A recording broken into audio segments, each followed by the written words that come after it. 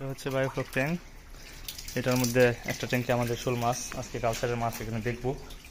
কিছু মাছ ছোটো হয়ে ইচ্ছা করে রাখা ছিল। আর এই দেখেন এগুলো হচ্ছে শোল।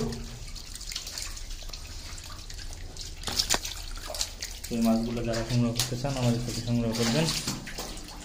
দেখেন